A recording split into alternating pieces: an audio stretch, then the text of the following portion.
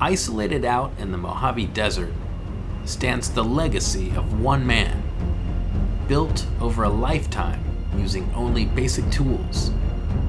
It's been called one of the greatest one-man engineering feats of all time. Today, we're going to explore the Burro Schmidt Tunnel.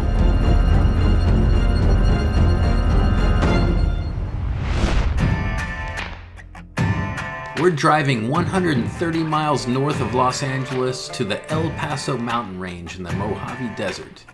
This area is just as desolate now as it was in 1906 when our story begins. William Burro Schmidt was originally born in Rhode Island but traveled out west at the age of 23 in pursuit of wealth and adventure.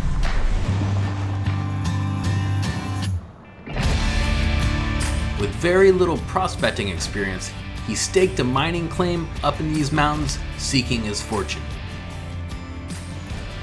Schmidt lived an isolated existence out here. Because of the rugged location and lack of roads, it was a difficult journey if he wanted to collect any money from his mining. So he decided to build a tunnel through the mountain as a shortcut.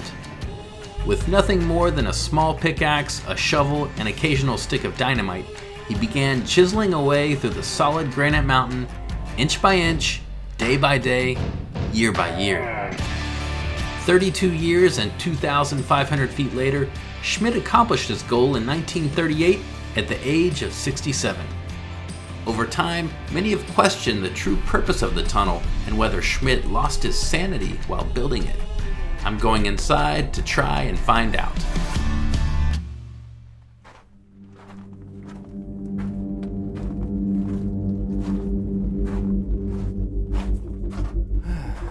Go.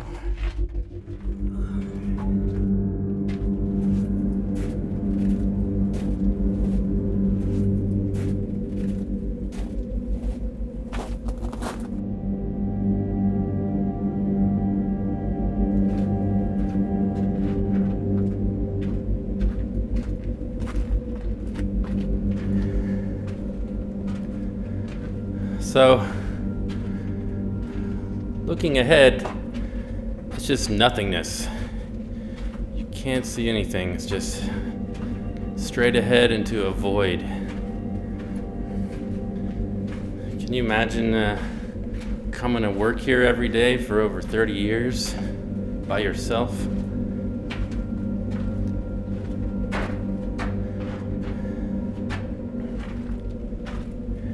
Now, I did some calculations, and for all the time that Burro Schmidt was here, he would have had to pick away 2.5 inches every day for 32 years to do what he did.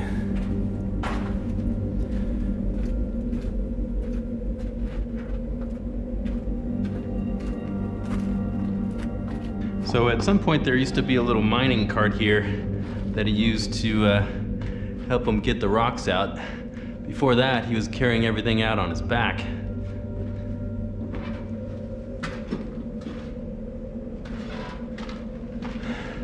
In the 1920s, a road was constructed that provided a relatively easy route from the mountains down into the desert, essentially negating any need for Schmidt to continue his shortcut.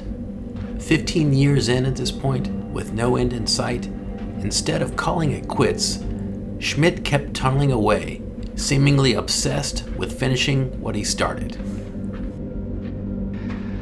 I mean, you can't help but be impressed with what he's done here, but you also can't help but think that this guy must have been a little crazy, must have gone a little mad.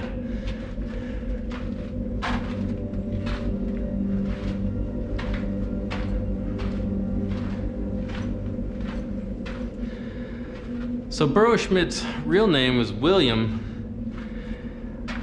and he got the name Burro Schmidt because of his two burros, or donkeys, that he had, his trusty companions, Jenny and Jake. And the locals thought this guy was just crazy. And his original name, they called him, was Jackass Schmidt. But over time, I guess they thought that was a little harsh, so it became just Burro Schmidt.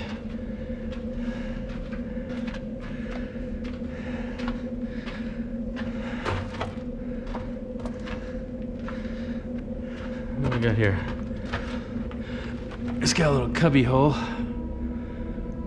Nothing but a beer can over there in the corner. Let's keep going. You know, as much as I don't want to, I can't help but think of being in here during an earthquake, getting trapped. My worst nightmare. All right, well, no idea how much further we have. Kind of lost track of distance at this point. The other way. All right, now you can't see the light in any direction. I'm gonna turn the light off just so you can really understand how dark this is. That's looking towards the entrance. I look the other direction, pitch black. Oh, that's creepy. The further into the tunnel I go, I can almost hear the sound of Burro Schmidt chipping away like an obsessed madman. Okay, we're at a junction here. Looking this way. Now this way here, just because I researched this, it doesn't go anywhere. It just goes down there a ways and just a dead end. So I don't know if maybe Burro went that way and thought he could get out of the mountain in that direction and then change his mind. I mean, I can only imagine how long it took to pickaxe all that ways down there. That looks like a couple years of work right there.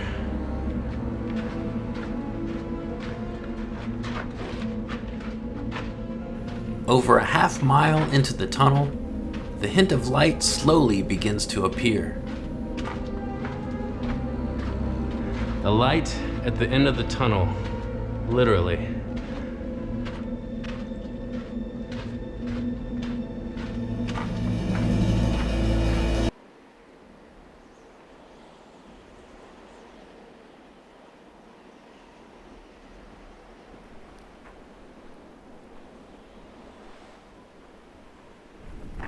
I can't help but think what Burro Schmidt must have thought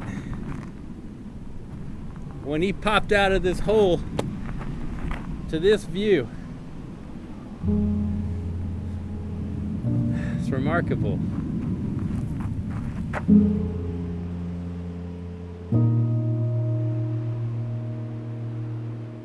So the main theory is that Burro Schmidt built this tunnel for the purpose of getting a shortcut for his ore down into the desert so we could get it to the smelter. I mean, I kind of question that coming out here because, I mean, look around. He was hardly any closer to the desert floor than he was 32 years ago on the other side of the mountain. And if that's not the reason, why did Burro Schmidt dedicate 32 years of his life to backbreaking hard labor?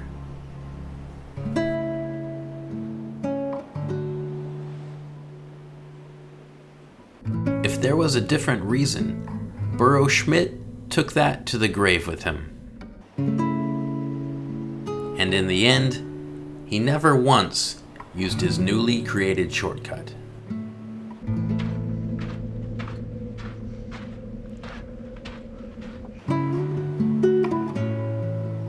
Burro Schmidt lived in this one-room cabin a short walk away from the tunnel entrance.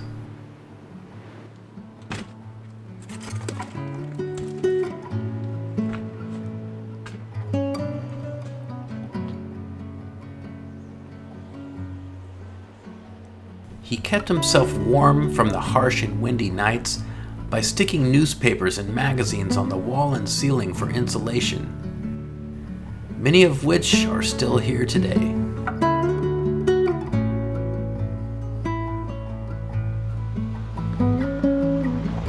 after leaving the mine, there was still one more place that I needed to visit.